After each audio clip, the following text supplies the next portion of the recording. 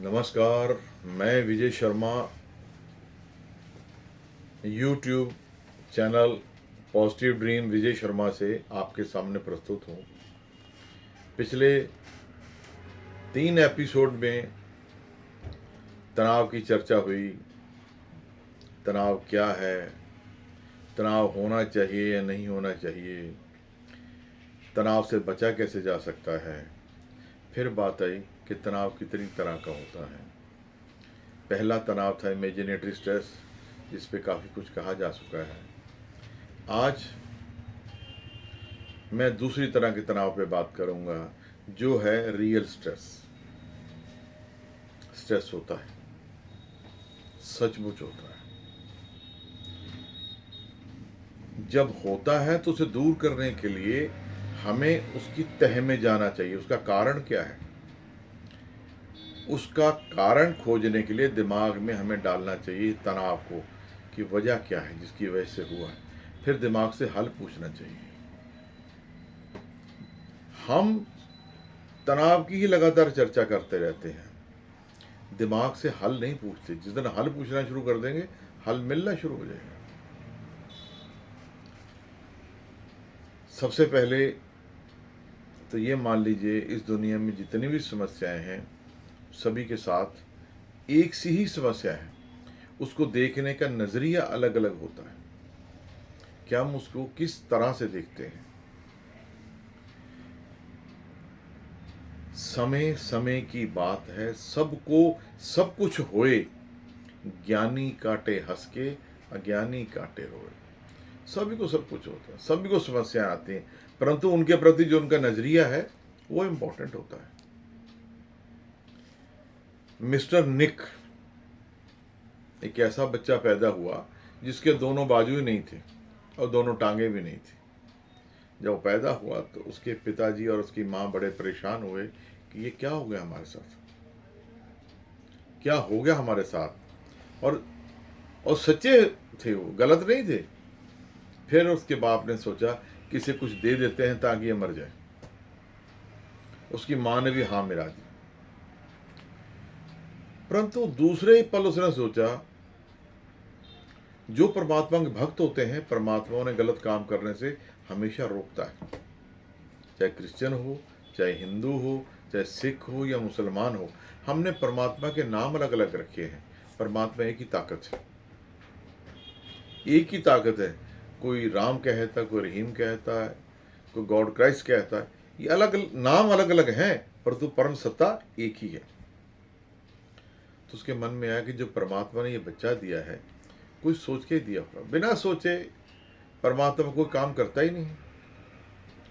पैदा होने से पहले सारी व्यवस्था कर देता है, मां के शरीर को उस लायक कर देता है। सब व्यवस्था परमात्मा जब करता है तो इसको भेजने का, विदाउट लिम्स, बिना बाजू बिना टांगों भेजने का कोई तो उसका मकसद होगा। उसका ये विश्वास उस बच्चे को जिंदा रख पाया, और यही विश्वास उसको एक महान मोटिवेटर बना दिया। इसलिए my dear brothers and sisters and children, याद रखना, ऊपर वाले के किए हुए काम पर शक मत करना, वो हमेशा ठीक करता। कोई भी पिता अपने बच्चों की बुराई नहीं चाहता, उन्हें तरक्की ही चाहता है। इसी तरह कनाडा में 2 भाई थे। एक भाई का परिवार बहुत अच्छा चल रहा था, बहुत बढ़िया जॉब कर रहा था। दूसरा नशा करता था, घर में मारपीट होती थी। जब उनकी स्टडी की गई तो मालूम हुआ, पहले उससे पूछा गया, भाई तू ऐसा झगड़ा क्यों करता है। उसने कहा, जी मेरे माँ बाप झगड़ा करते थे, मैंने तो झगड़ा ही करना है, मैं सीखा अपने माँ बाप से ये है। दूसरे से कहा, भाई तू भी उसी माँ बाप का है, दोनों की माँ भी एक थी, बाप भी एक था। इंडिया में तो अक्सर ऐसे होता है, पर यूरोप में ऐसा कम होता है, बाप बदल जाते हैं, माँ बदल जाती है, ऐसा हो जाता है।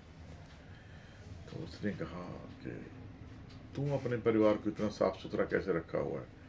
उसने कहा, मैं जो अपने माँ बाप को लड़ते झगड़ते देखता था, तो मैंने डिसाइड किया था कि मैं अपनी फैमिली को साफ सुथरा रखूँगा, तरक्की के लिए रास्ते खोजूँगा, प्रेम से रखूँगा। इसलिए मैं प्रेम से रख रहा हूँ।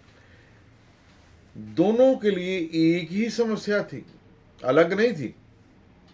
दोनों के उसके प्रति नजरिया अलग अलग था, समस्या तो एक थी। जब कोई तकलीफ आए, आपको जीवन में तनाव आए, तो झटपट समाधान से बचना, एकदम कोई भी एक्शन मत लेना। पहले उस समस्या को समझो, फिर दिमाग में डालो, फिर उसका रास्ता खोजो। जब रास्ता मिल जाए तब उसे काम करो। जब हम रिएक्ट कर देते हैं, रिएक्ट नहीं रिस्पॉन्स करो, जब हम रिएक्ट करते हैं तो हमको बहुत बढ़िया डिसीजन नहीं ले सकते, ना लेते ही हैं, और हम परेशानी में आ जाते हैं।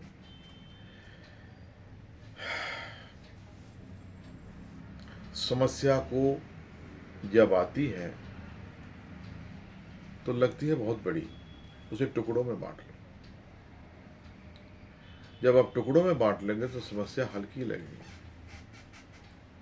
एक दिन सर्दियों के दिन थे, एक बहन का फोन आया कि मैं आपको मिलना चाहती हूँ।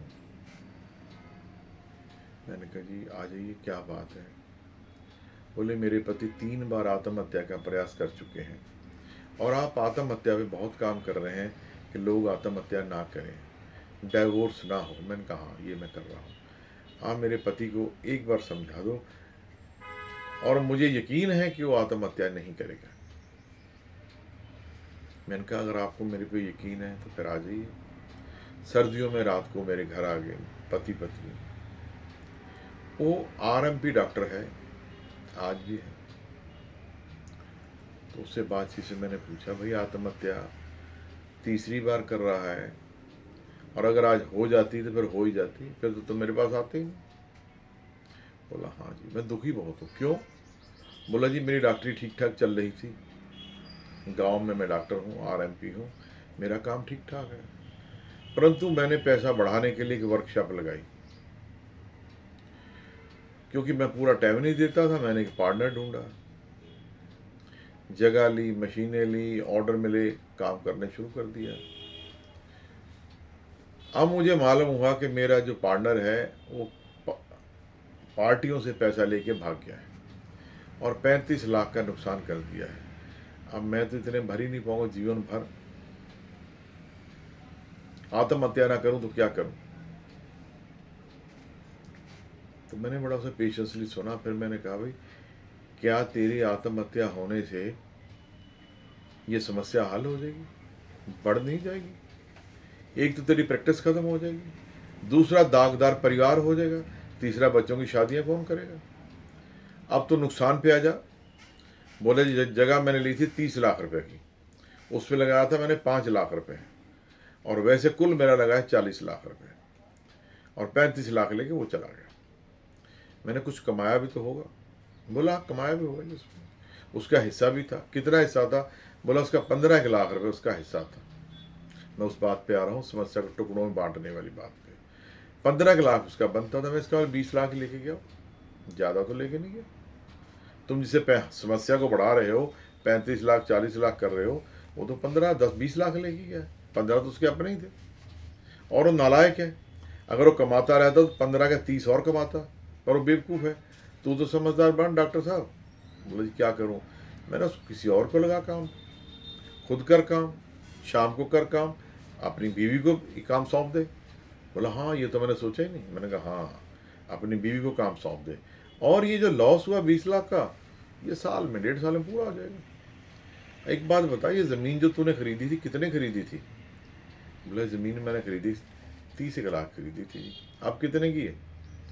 बोला अब हो गए जी 1.5 करोड़ की तो हो ही गई है। मैंने उसने क्या कमाया? कमाया तो तूने 5 गुना ज़मीन हो गई, मशीनें वैसी की वैसी पड़ी हैं, लेनदारी वैसे है। बोले जब मैं आत्महत्या करने की सोच रहा था तो ये बातें मेरे दिमाग में नहीं आई थी। इसलिए जब भी आपको कोई तकलीफ होती है, नुकसान होता है, रुको, सोचो, फिर सोचो, और फिर सोचो, फिर उस पर विचार करो, और फिर जो रिजल्ट है उसको स्वीकार करो। Think positive. जीवन में आपने बहुत सारी किताबें पढ़ी होंगी, मैं जानता हूँ। यदि आप माय डियर मेरे श्रोता हो तो किताबें आप पढ़ते ही होंगे, नहीं पढ़ी तो ज़रूर पढ़िए। The power of the positive thinking ज़रूर पढ़िए, क्योंकि ये आपके अंदर पॉजिटिवनेस इतनी बढ़ा देगी, इतनी बढ़ा देगी कि इसका कोई आपको ज़िंदगी में कोई बुरी चीज़ का असर ही नहीं होगा। हर चीज़ में पॉजिटिव नज़र आएगा। हम क्या करते हैं, हर चीज़ में बुराई ढूंढते हैं। किसने मेरे साथ क्या गलत किया है, हम उसे बार बार याद करते हैं, बार बार याद करते हैं। और यदि आपने याद ही करना है तो अच्छाइयाँ याद करो ना, परमात्मा की कृपाएं याद करो ना, ज़रूर तभी भला हो पाएगा। और यदि हम बुराइयाँ याद करते रहेंगे, किसी ने नुकसान पहुँचाया वो याद करते रहेंगे, तो तकलीफ में रहेंगे, तरक्की नहीं हो पाएगी। इसलिए माय डियर, आप सबके सब झटपट समाधान से बचिए, सोचिए, उसके बाद ही जो करना है कीजिए। जब मन में विचार आ जाए ना कि मैं आत्महत्या कर लूं, ये बहुत विचार, आत्महत्या हो ही बहुत रही, तो ये जरूर याद रखना कि आप दुर्लभ हैं। आप जैसा परमात्मा ने किसी को बनाया नहीं है, क्योंकि आपके ना फिंगरप्रिंट मिलते हैं, ना आंखें मिलती हैं, कुछ भी तो नहीं मिलता। वैसे कहते हैं कि 6 तरह के आदमी दुनिया में हैं, मेरी शक्ल के 5 आदमी कहीं और भी हैं, पर मैंने कहीं देखे नहीं। जब कहते हैं तो होंगे ही, पर जब मुझे मिले नहीं तो हैं कहाँ पर। इसलिए माय डियर, आप हमेशा हमेशा इन्हीं बातों का ध्यान रखें कि हर चीज़ में नेगेटिव में से पॉजिटिव ढूंढें। एक बच्चा जिसका नाम लुइस था, लुइस ब्रेल, उसके पिताजी जूता गांठने का काम करते थे, शू कॉबलर थे। तो बच्चा एक दिन खेलता खेलता, आपने नोट किया होगा जूता जब गांठते हैं तो एक बड़ा पैना सा औजार होता है जिसे धागा खींचते हैं, ऐसे फंसा के धागा खींचते हैं। तो लुइस ब्रेल ने वो औजार पकड़ा और आंख पे मार लिया, काना हो गए, का एक कान खराब हो गए। उन दिनों इतनी एडवांस टेक्नोलॉजी नहीं होती थी, और इसलिए इलाज, आज भी मैं कहता हूँ अगर आँख में कुछ लगा तो फ़ौरन इलाज करो, नहीं तो यहाँ और यहाँ में ज़्यादा फर्क नहीं है। इन्फेक्शन यहाँ बहुत जल्दी फैलता है, बहुत नज़दीक है ये जगह। और उस बच्चे के लुइस के दूसरी आँख में इन्फेक्शन चला गया और उसकी दोनों आँखें ख़त्म हो गई। परंतु उसने हार नहीं मानी, हार नहीं मानी उसने। जब बड़ा उसने को ऐसा कुछ करूं ताकि मुझे लोग याद करें, तो ब्रिल लैंग्वेज का इजाद की, जो अंधों के लिए आज भी पढ़ाई में काम आती है। एक बड़े उभरे हुए शब्द होते हैं, तो अंधे उसको पढ़ते हैं जिनकी आंखें नहीं हैं। वो अपने नाम को अमर कर गया। मैंने अभी आपको कहा ना कि समय समय की बात है, सबको सब कुछ होए, ज्ञानी काटे हंस के, अज्ञानी काटे रोए। उसने ये नहीं रोया भाई मेरे पास आंखें चली गई, मेरी ज़िंदगी ख़राब हो गई, मेरा ये हो गया, मेरा वो हो गया, ऐसा कुछ नहीं कहा। हाँ, दुख हुआ, दुख जरूर हुआ होगा, और दुख होना भी चाहिए जब भी कुछ बात बनती है। जब भी वक्त बुरा आए उसमें से कोई अच्छा ढूंढो, अच्छे में तो अच्छा ढूंढो ढूंढो। हम करते क्या है, जब अच्छा वक्त आता है विजय शर्मा ने ये काम कर दिया, जब बुरा आता तो कहते हैं परमात्मा ने कर दिया। यदि हम पहला भी कहें परमात्मा ने किया, मैं आदत बन जाएगी। हमेशा जब आपको दिक्कत आती है तो परम सत्ता को महसूस कीजिए कि वो आपके साथ है। यदि आप उसको महसूस करेंगे तो तकलीफ कम हो जाएगी। जिस तरह जिसकी टांग टूट जाती है वो छड़ी लेके चलता है, जिसकी नज़र कमज़ोर हो जाती है चश्मा लगा के चलता है, और जिसकी किस्मत में थोड़ी सी कमज़ोरी आ जाती है परमात्मा का हाथ पकड़ ले वो पार बोलेगा। माय डियर, एक बार एक लिफ्ट खराब हो, ये यूके की बात है, उसमें मात्र एक महिला थी, लाइट भी चली गई। तो बार बार जो थे सिक्योरिटी वाले कह रहे थे मैडम डरिए मत, हम हैं, जल्दी ठीक करके आपको निकाल लेंगे। वो कहती कोई बात नहीं, आप आराम से करो। 6 घंटे के बाद वो लिफ्ट ठीक हुई वो लिफ्ट ऊपर आई, उस महिला को बाहर निकाला। तो तब तक डॉक्टर भी बुला लिए गए थे, क्योंकि हो सकता बेहोश हो सकता दिमाग पे कोई असर आ गया हो। ये संभावना होती है। जिस तरह पता ना, एक बार कोयले खान में कितने सारे मजदूर फंस गए थे, अभी ही की बात है, 1.5 साल पहले की बात है। तो तब मेडिकल टीमें बाहर खड़ी थी, फौरन लाद लाद के हॉस्पिटल ले गए सबको, ताकि फर्स्ट एड दी जा सके, ट्रीटमेंट किया जा सके। इसी तरह वहाँ पर भी उस महिला को देखने के लिए वहाँ बहुत सारे डॉक्टर, नर्सेज, सारा स्टाफ आया हुआ था। जब वो डॉक्टर ने पूछा कि आप कैसी हैं, तो उसने कहा जी बिल्कुल ठीक है। बोला 6 घंटे एक अंधी लिफ्ट में, अंधेरा जिसमें पंखा कुछ नहीं, कुछ भी तो नहीं, अंधेरे में बैठ रही, आपको डर नहीं लगा? बोले डॉक्टर साहब नहीं लगा। बोला क्यों नहीं लगा? ऐसा कौन आपके साथ था? बोला मैं अकेली थी ही नहीं। बोला कौन था आपके साथ? उसने कहा परमात्मा मेरे साथ था, मैं उसको हमेशा महसूस करती हूँ कि मेरे साथ है। यदि आप भाई बहनों जियो ने महसूस करना शुरू कर दो परमात्मा आपके साथ है, तो मैं आपको दावे से कहता हूँ दुनिया में कोई भी समस्या आपको तंग नहीं कर सकती, कोई भी तनाव आपको नुकसान नहीं पहुंचा सकता, क्योंकि परम सत्ता बहुत ताकतवर चीज है। और मैंने बहुत बार महसूस किया है, जो मैं कहता हूँ वही हो मेरे साथ होता है, वही मैं कहता हूँ। आप सब लोग उस परम सत्ता को हमेशा महसूस कीजिए। जब घर से चलो, इनवाइट करो, कम ऑन। आप जिसको भी मानते हैं, ये मत सोचो कि आप भगवान शिव को मानते हैं या राम जी को मानते हैं, अल्लाह को मानते हैं, वाहिगुरु को, जिसको मानते हैं। मैंने पहले भी कहा, ये सारी की सारी परम सत्ता ही है, नाम अलग अलग है। यहाँ पर मोटिवेटर हूँ, घर में मैं डैडी हूँ, बाहर में चाचा हूँ, मामू, कई नाम है मेरे। इसी तरह परमात्मा के भी कई नाम हैं। केशव के करोड़ नाम, हमारे तो धर्म में है ही कि भगवान के करोड़ नाम हैं। जो भी नाम है सारे नाम भगवान के, क्यों भगवान से ही हम निकले हैं। इसलिए यहाँ भी आप में जाओ, यहाँ भी बैठो, महसूस करो कि वो आपके साथ है। एक मेरा बड़ा अजीज है, वो ये कहता है कि परवेज उसका नाम है, वो ये कहता है कि हमारे दोनों कंधों पे फरिश्ते होते हैं, दो। मतलब दाएं कंधे वाला हमारी अच्छाइयाँ लिखता है, बाएं कंधे वाला हमारी बुराइयाँ लिखता है। इसका सिर्फ यही मतलब है, इस बात का सिर्फ इतना ही मतलब है कि महसूस करो परमात्मा की उपस्थिति। आप उसे महसूस जब करेंगे तो दुनिया की कोई भी ताकत आपको नुकसान नहीं पहुंचा सकती। कई बार लोग कहते साहब मैं तो खत्म हो गया, मैं तो तबाह हो गया, मैं क्या करूं? होता है, व्यापार में बड़े बड़े आदमी बैठ जाते हैं। अभी अदानी का नहीं देखा कैसे बुरी तरह बैठा था, फिर कैसे चढ़ गया, फिर कैसे चढ़ गया।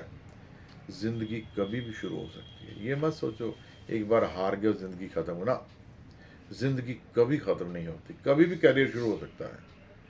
थॉमस एल्वा एडिसन, जिसने बिजली खोज की, जिसने इलेक्ट्रिक बल्ब की खोज की, तो अभी बिजली की खोज नहीं की थी तो उसकी फैक्ट्री में आग लग गई, सारे जल गए, सब कुछ जल गया, खाक हो गया। उन दिनों इंश्योरेंस भी ज़्यादा नहीं होता ही नहीं था। उसने अपने लड़के को बुलाया, बेटा अपनी माँ को बुलाओ, शायद इतनी बड़ी आग उसने जीवन में कभी देखी नहीं। बुला के उसे देख, बोला इतनी बड़ी आग तूने कभी देखी? वो बेहोश हो गई। बोला बेहोश क्यों हो रही है?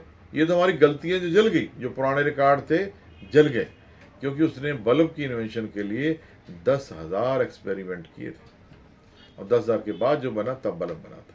तो बोला गलती हमारी सारी जल गई, आई एम कमिंग एट 10, मैं 10 बजे दोबारा आ रहा हूँ फैक्ट्री में। और आके the same day he invent electricity, बिजली पैदा की।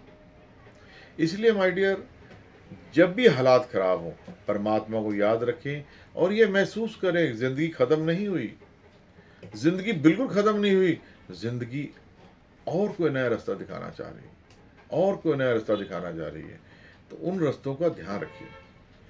सिर्फ वही आदमी उनका ध्यान रखते हैं जिनकी सोच पॉजिटिव होती है। जो नेगेटिव सोचते हैं, सारा दिन किसी का बुरा करने की सोचते हैं, वो कभी भी तरक्की नहीं कर सकते, कभी नहीं।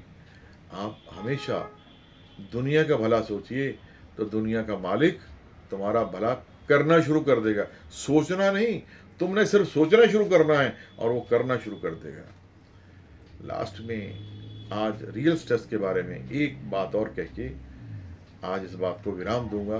कल फिर तीसरे स्ट्रेस पे बात करेंगे। लास्ट में ये पिछलग्गू मत बनो। कैसे? किसी ने ये काम कर लिया, तुमने वही करना। किसी ने ये नुकसान कर लिया, तुमने वही करना। कि किसी को फॉलो मत करो, लोगों की बातें सुनो, पर जो सच्चाई हो उसी को ही पकड़ो, उसी के साथ चलो। चलोगे तो आपको तकलीफें कम होगी। मैं पिछले महीने अपने एक 50 साल पुराने दोस्त को मिला, 50 इयर्स। उसने एक बड़ा मुझे अटपटा सवाल किया। जब उसने ये सवाल किया तो मेरे दिमाग में सारी वो मेरी की हुई, मेरे दोस्तों की हुई बदतमीजी और मजाक मेरे सामने आ गया। हालांकि उस वक्त ही मैंने ये डिसीजन ले लिया था कि जीवन में कभी भी मजाक नहीं करूँगा, झूठ नहीं बोलूँगा। 50 साल पहले मैंने ये प्रण लिया था। आज उस पर मैं कायम हूँ। छोटा मोटा झूठ बोल देता हूँ कि ऑफिस से चला हूँ, वह रास्ते में हूँ, चाहे ऑफिस से ना ही चला हूँ, बाकी बोलता नहीं हूँ। मैं बेसिक झूठ नहीं बोलता हूँ, सच बोलता हूँ। मैं एक बार, एक मेला लगता है उत्तर प्रदेश में, और रात को लगता है और दिन में 24 घंटे मेला लगता है।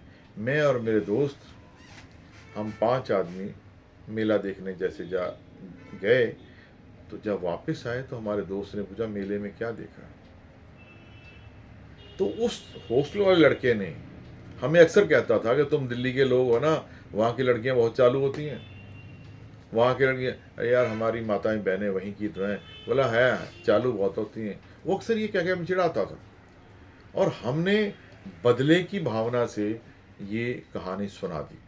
टोटली बदला था। सच्चाई तब भी नहीं थी, आज भी नहीं थी। हमने कहा यार तेरी बीवी हमें वहाँ मिली है, मेले में घूम रही थी, किसी के साथ घूम रही थी। सही, हाँ, क्या कपड़े कौन से पहने? हमने कहा उसने इस तरह लाल कमीज और काली सलवार पहनी हुई थी। बोला अच्छा। वो मोटरसाइकिल लेके, उसकी शादी हो चुकी थी, पर अभी एक गौना कहते हैं उत्तर प्रदेश में, हरियाणा में भी गौना कहते हैं, पंजाब में मुकलावा कहते हैं, हुआ नहीं था। वो अपने ससुराल चला गया और गया तो वहाँ पर उसका साला मिला। बोला कहाँ तुम्हारी जीजी? बोला वो तो मेला देखने गई हुई है, घर पे और कोई था ही नहीं। थोड़ी देर में देखा तो उसकी बहन आ गई, उसने वही कपड़े पहने हुए। अब ये बात सच हो गई कि मेला देख के आई है, और वो आके हमसे बोला नहीं, हमें समझ आ गई कोई बात हो गई। जब मैं पूछा, बोला यार तुमने कहा तुम्हारी बात सच निकली। मैंने कहा भाई यही बड़ा झूठ है, वहाँ तो कोई था ही नहीं। बोला अब तुम झूठ बोल रहे, मैंने पहले झूठ बोला था। खैर उसको समझा बुझा के बात खत्म हो गई। आज वो 50 साल के बाद मुझे उसने फिर पूछा, मैं गया 50 साल बाद, मैं कहीं गया काम से, तो मैंने उसको मिल लूँगा आज। मैंने कहा हाँ भाई क्या हाल है? बोला सब ठीक ठाक है। चाय पानी पिला के बोला भाई सही बता, जो तूने मुझे सन 76 में एक बात कही थी, क्या वो सच थी झूठ थी? मैंने जब तो झूठ थी, आज तू सच मान। बोला क्यों? इसलिए कि तुझे अब तक यही नहीं पता लगा कि तेरी धर्मपत्नी कैसी है। लानत हमारे पे तो है ही है कि हमने जो तेरे को झूठ बोला तेरे पे भी है। अपने रिश्तों पे यकीन करो, अपने रिश्तों पे यकीन करो, पिछलग्गू मत बनो। किसी ने कह दिया तुम उसके पीछे चल दिए। इसी बात पे मैक्सिमम तलाक हो रहे हैं, इसी बात पे आत्महत्याएं हो रही हैं कि हम पिछलग्गू बन जाते हैं। पिछलग्गू मत बनो। पिछलग्गू बनने से कभी किसी का भला नहीं हुआ, न तुम्हारा हुआ न कहने वालों का हुआ। इसलिए माय डियर, अपनी ज़िंदगी जियो, अपने विचारों के साथ जियो, और जो पहले बीत गया है उसको छोड़ दो। कौन क्या था छोड़ दो, आज की ज़िंदगी जियो। कोई कहता बोला हाँ यार होगा, हाँ यार होगा, ज़्यादा सीरियस मत लो ज़िंदगी, क्योंकि बहुत थोड़े समय के लिए हम यहाँ आए। हम वैर विरोध करने के लिए समय ही नहीं है हमारे पास। किसी की 80 साल उम्र है, किसी 70 साल उम्र है। 15-20 साल तो हम स्कूल में गुजार देते हैं, फिर 10-20 साल नौकरी में गुजार देते हैं। बाकी बचे क्या? जितने बचे हैं उन्हें आराम से जियो, और तनाव से बचकर जियो, और बीमारियों से बचकर जियो। कल फिर तीसरे स्टेज से बात करेंगे। तब तक के लिए नमस्कार।